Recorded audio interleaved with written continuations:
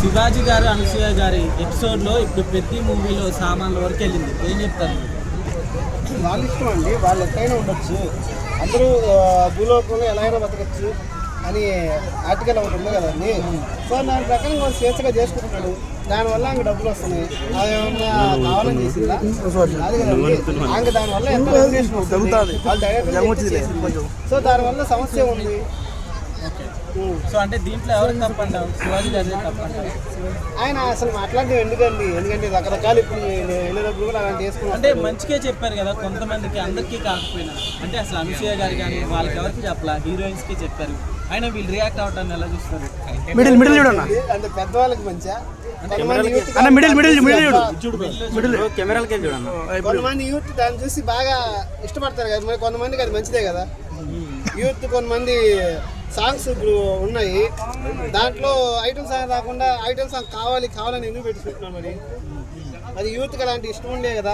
అంటే ఆయన అన్నది కూడా ఓన్లీ స్క్రీన్స్ మీద మీరు ఏమన్నా చేసుకోండి, కానీ బయట ప్రజల్లోకి ఈవెంట్స్కి వచ్చినప్పుడన్నా కొంచెం పొట్టి బట్టలు తగ్గించి శారీస్ మెయింటైన్ చేయండి, శారీస్లో అందంగా ఉంటుంది అని అన్నారు. సో ఇది తప్పంటారా మీరు? లేదండి, ఈవెంట్స్ ఎక్కువ యూత్ చూడాలంటే అలాంటి బట్టలే వేసుకోవాలి కాబట్టి వేసుకుంది. సో దాంట్లో తప్పే ఉంది, దానివల్ల ఇంకా టీఆర్పీ వస్తుంది, ఈవెంట్ ఇంకా సక్సెస్ అవుతుంది. అంతే అంటారా?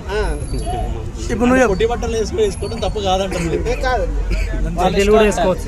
ఓకే. శివాజీ గారు కూడా అందరికీ చెప్పలేదు కదా, కొంతమందికే చెప్పారు. ఏమో కొంతమందిలో వీళ్ళు కూడా ఉండొచ్చు కదా, శివాజీ సార్ చెప్పింది కరెక్ట్. ఆయనగా నేను సపోర్ట్ చేస్తాను. ఎందుకంటే అమ్మాయిలు స్త్రీ దేవతలు వాళ్ళు సాంప్రదాయంగా ఉంటుందా, మన సొసైటీ బాగుంటుంది, అది నేను చెప్పుకుంటున్నా. సో శివాజీ సార్ చెప్పింది, మీరు చెప్పింది రైట్ సార్. ఫస్ట్ అందరికీ సొసైటీకి చెప్పండి సార్, ఒక్కొక్క ఇంటికి చెప్పండి. ఒక్కొక్క ఫ్యామిలీ మన ఇంటి ఆడవాళ్ళని కరెక్ట్గా మెయింటైన్ చేయాలా. ఇది మరి ఒక లిమిట్ ఉండాలా గుడ్లంటే. సో మా ఇంటి ఆడవాళ్ళకి నేను చెప్పుకున్నా ఒక లిమిట్ ఉండండి, అదే నేను చెప్పుకుంటున్నా. అందరూ ఒక్కొక్క ఇంట్లో ఉన్న అందరికి లేడీస్ కి చెప్పుకుంటున్నా. ఇంట్లో పెద్దవాళ్ళు విధానం బాగానే ఉంది, మధ్యలో వస్తువులు అన్నాడు చూసావా, అది ఒక్కటే పట్టుకుంటున్నారు. దాని గురించి ఏమంటావు? అది అనొచ్చు అంటావా? సామాన్లు ఆయన సొసైటీ బాగుండాలని అందరికి చెప్పాడు. ఇది మీరు మంచిది అనుకుంటే చెవుల్లో వినుకోండి, చెడ్డది అనుకుంటే ఈ చెవుల్లో విని చెవుల్లో. సొసైటీ కోసం చెప్పాడా? సొసైటీ కోసం కదండి, అది ఒక వల్గర్ పదం. ఇందాక ఈయన చెప్పాడు కదా ఆడవాళ్ళని దేవతలని, మరి అందరు ఆడవాళ్ళని మొక్కండి, ఎవరిని పెళ్లి చేసుకోవాలి. అందరు ఆడవాళ్ళు మొక్కేసి నీ భార్యని మొక్కుతా ఉండు, అది వల్గర్ కాదు, ఏం చేయకండి. అది వల్గర్ కాదు, దేవతలు కదా చెప్పే దేవతలని. మళ్ళీ కూడా వయసు పెద్దోళ్ళు ఉంటేనే కాలెత్తి మొక్కుతారా? మన ఏజ్ మన అంటే ఆయన చెప్పింది కూడా అదే కదా, యూత్ మన ఏజ్ బట్టి అది ఉంటుంది. నేను చెప్పింది అదే, పెద్దవాళ్ళగా గౌరవించాలి. అలాంటి అమ్మాయిలు వేసినప్పుడు అది ఎంజాయ్ చేయాలి. బట్టలు వేసుకోండి, చెప్తానా మీరు అది మరి బట్టలు వేసుకోండి.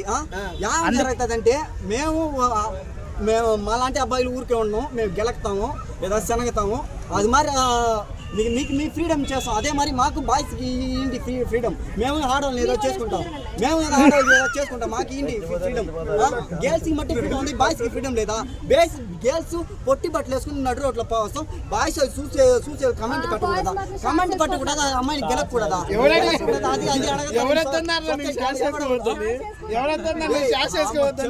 ఎవరొద్దా నేను లుంగి వేసుకోవద్దని రాయి నిప్పు తిరుగు, ఎవరొద్దన్నాడు?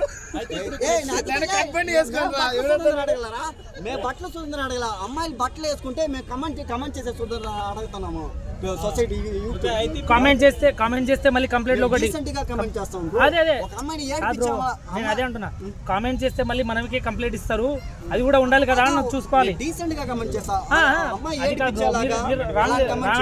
నేను శివాజీకి సపోర్ట్ చేస్తున్నా. ఈ బ్రో ఏమన్నాడంటే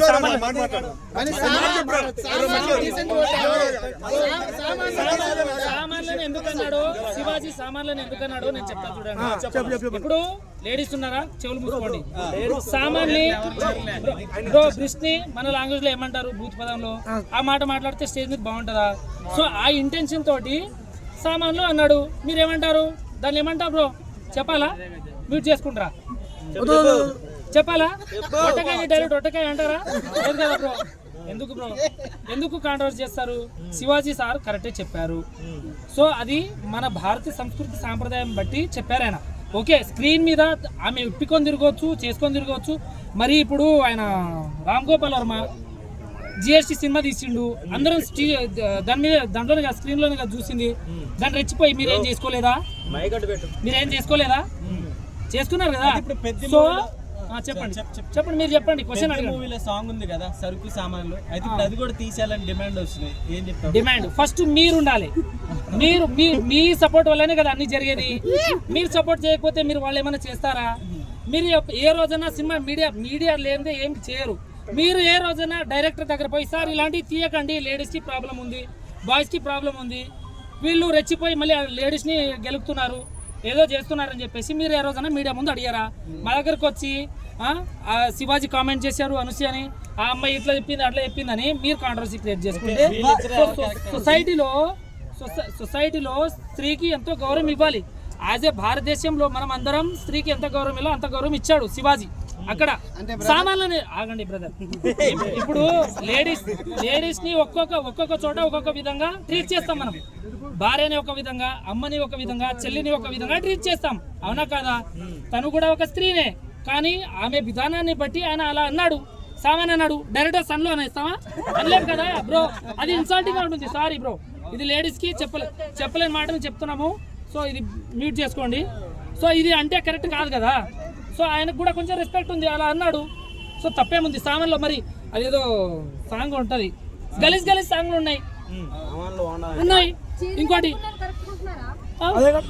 మేడం, చీరలు ఎవరు కట్టుకోమన్నారు? నేను కట్టుకోమంటున్నానా?